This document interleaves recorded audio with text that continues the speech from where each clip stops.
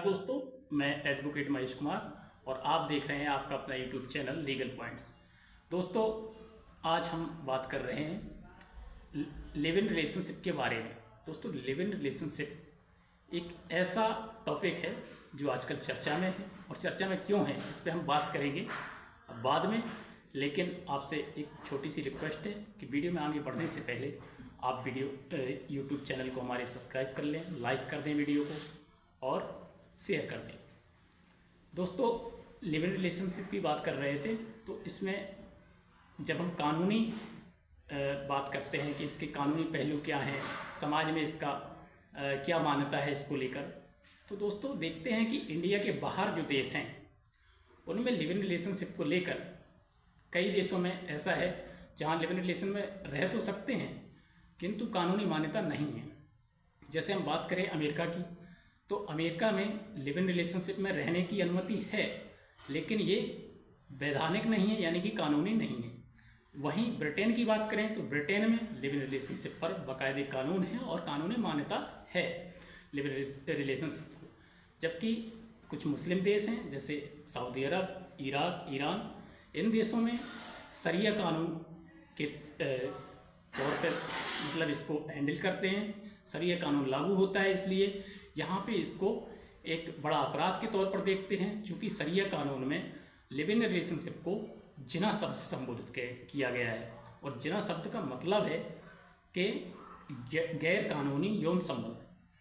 तो दोस्तों, ये थी हमारे देश के बाहर की बात लिव इन रिलेशनशिप को लेकर। लेकिन हमारे देश में लिव इन रिलेशनशिप पर कानून क्या कहता है वो हम बात करेंगे, और आप वीडियो में हमारे साथ आखिरी तक बने रहिए और भी बताएंगे लिव इन रिलेशनशिप के बारे में।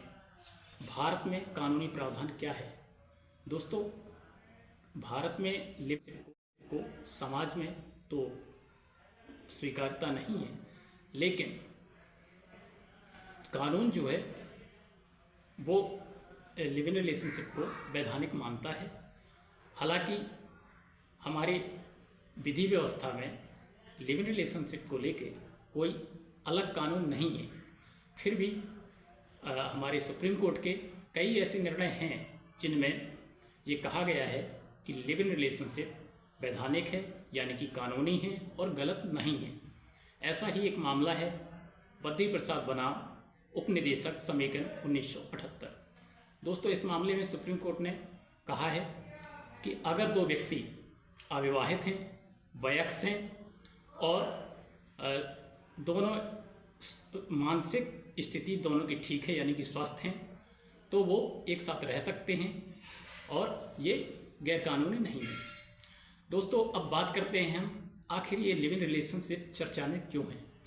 दोस्तों, चर्चा में होने का कारण है, एक मामला है सदाब और स्नेहा का, जिसमें दोनों लिव इन रिलेशनशिप में रह रहे थे। तो सदाब की जो परिजन है, सदाब जो स्नेहा के परिजन है, लड़की के परिजन हैं, उन्होंने एक FIR की जिसमें ये आरोप लगाया कि सदाब ने स्नेहा का अपहरण किया है।